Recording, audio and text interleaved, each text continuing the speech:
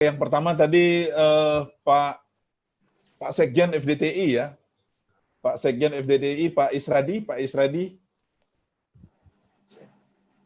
Oke, Zainal. terima kasih Prof. Ngakan. Ya, silakan Pak. Ya. Assalamualaikum warahmatullahi wabarakatuh. Dan selamat siang Pak Menteri, Pak Made, dan hadirin sekalian. Pertama-tama karena masih suasana Lebaran, minal aidin wal faizin, saya Isradi Zainal, dekan FTI Uniba yang juga Ketua PII Kalimantan. Oke, kalau ingat Pak Airlangga, ada 4 kata yang sangat melekat dengan beliau. Indonesia, Making Indonesia 4.0, Industri 4.0, inovasi, dan karena sekarang di Menko Ekonomi dan teknologi juga menjadi bagian di dalamnya. Dan hari ini sangat relevan dengan materi beliau terkait ekonomi berbasis inovasi yang teknologi. Nah, dari kedua pembicara, saya sepertinya ingin lakukan semacam pertanyaan, tapi sebelumnya saya akan share dulu bahwa pertama terkait inovasi. Kalau kita bicara inovasi, bahwa inovasi itu mampu menjadikan semua negara menjadi lebih hebat daripada bangsa lain. Yang kedua terkait dengan industri, ini fakta sudah menyatakan, misalnya di abad ke-16 kita menjadi kalah atau oleh bangsa lain dengan revolusi industri, dan dalam artian bahwa kalau industri lebih maju, maka akan lebih majulah negara itu. Begitu juga dengan Making Indonesia 4.0, kalau menurut saya suatu hal yang luar biasa. Nah, terkait dengan itu, saya mau bertanya sama Pak Menteri nih, bahwa kalau kita berbicara ekonomi berbasis inovasi yang didukung teknologi, pasti tidak akan pernah lepas dengan peta jalan menuju industri 4.0. Nah, pertanyaan saya, karena ini di bawah Menko Ekonomi yang bertugas bagaimana meningkatkan ekonomi Indonesia, kira-kira menurut Pak Menteri atau semacam program Pak Menteri, inovasi apa yang disiapkan yang berbasis teknologi yang mampu mengangkat ekonomi kita? Adakah fokus di bidang teknologi tertentu untuk kita semakin maju? Saya takutnya kita misalnya bicara industri 4.0, di saat kita mencapai industri 4.0 orang sudah berlari. Itu yang saya sampaikan. Terus yang kedua, kenapa Pak Menteri dan pemerintah Indonesia bicara making industri 4.0 misalnya? Kenapa enggak misalnya memadukan antara industri 4.0 dan society 5.0 Jepang, sehingga kita bisa menjadi making Indonesia 4.5, jadi dibagi dua, industri 4.0 dengan society 5.0. Itu yang mungkin kira-kira langkah apa yang strategis yang akan dilakukan dan inovasi apa yang difokuskan untuk mengangkat perekonomian kita. Terus yang kedua, saya lihat dalam banyak hal kita bicara terkait industri 4.0 untuk Indonesia. Pada Indonesia kan itu tingkatan masyarakatnya berbeda-beda. Tingkatan antara satu daerah dengan daerah yang lain yang berbeda. Jadi kalau bicara Indonesia tidak mungkin secara keseluruhan bisa sama. Saya sepakat dengan cara Jepang, dia bicara society. Jadi kalau bicara society itu ada klaster-klaster tertentu atau area-area tertentu untuk kita tingkatkan. Nah, itu aja barangkali, Pak Menteri. Ini semacam penajaman aja.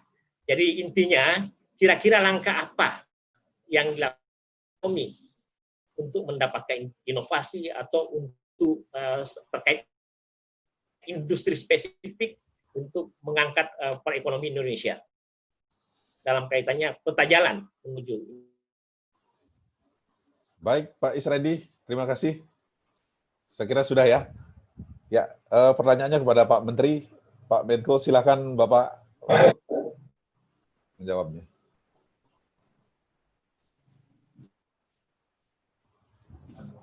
Terima kasih.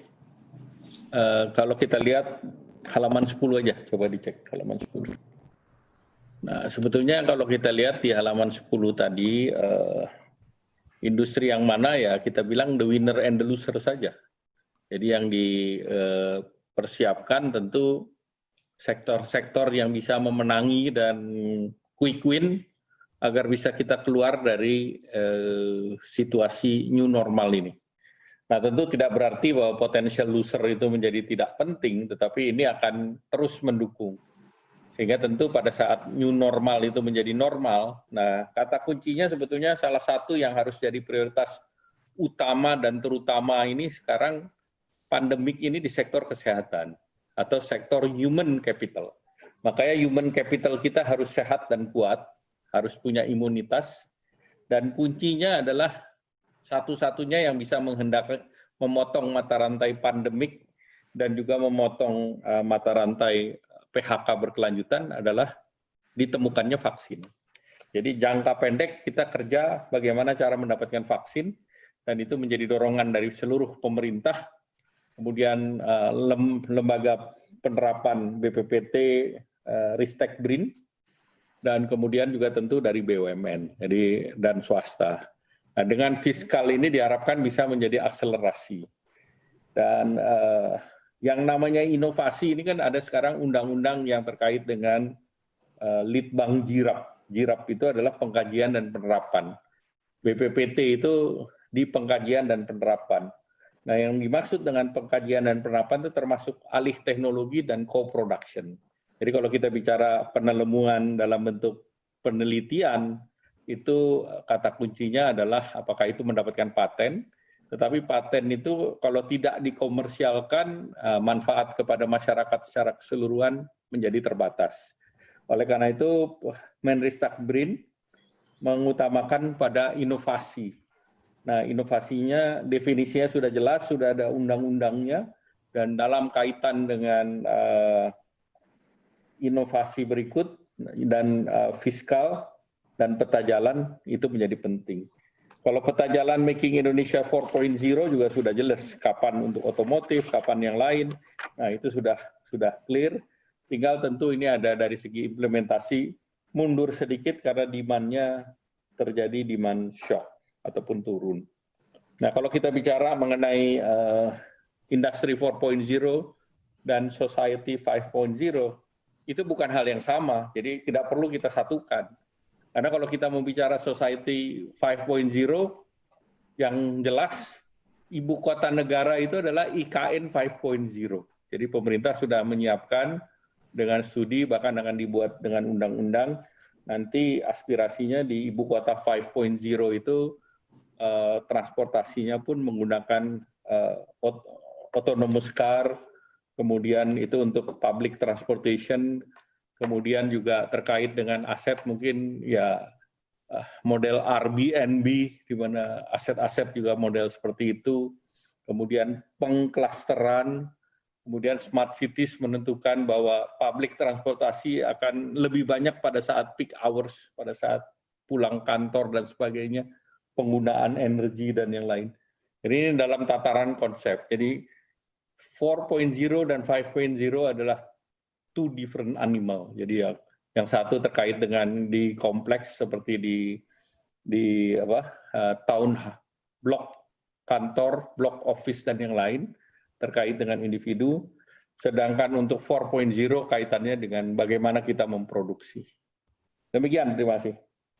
Baik, terima kasih Pak Menko. Pak Made ada? Silakan Pak Made.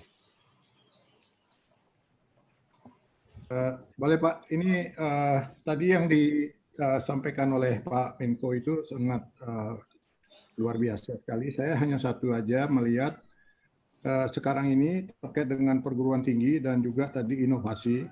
Kita ini, saya punya pengalaman ketika tahun 1970-an itu membuat kendaraan Indonesia gitu ya. Kemudian kendaraan itu kemudian tahun 2000-an awal itu sudah berakhir.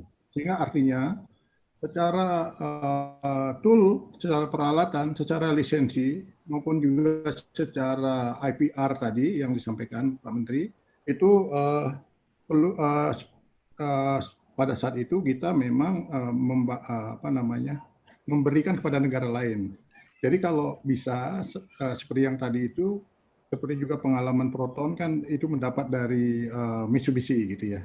Nah, kalau ada memang nanti terkait dengan inovasi, lisensi atau IPR teknologi yang memang kita bisa beli atau bisa kita dapatkan kerjasama dengan negara lain, nanti didukung oleh perguruan tinggi, seperti tadi pertanyaan Pak Isradi itu, saya kira ini bisa menjadi sebuah penemuan atau sebuah konsep teknologi, IPR maupun lisensi yang artinya mungkin nanti dengan cara seperti China itu bisa ada apa namanya menggunakan semacam ATM gitu ya, amati, tiru, modifikasi, dan juga mungkin ada imitasi dan lain sebagainya. Ada KW1 sampai KW10. Nah, hal seperti ini barangkali yang juga nanti bisa kita gerakkan. Saya kira tadi terkait dengan industri 4.0, kemudian terkait dengan dorongan untuk menjalankan inovasi dan teknologi itu, kalau kita siap dengan itu kita bisa langsung berjalan. Dan ini saya kira bisa menjadi sebuah gerakan yang bisa dijalankan oleh Forum Dekan Teknik Indonesia ini gitu.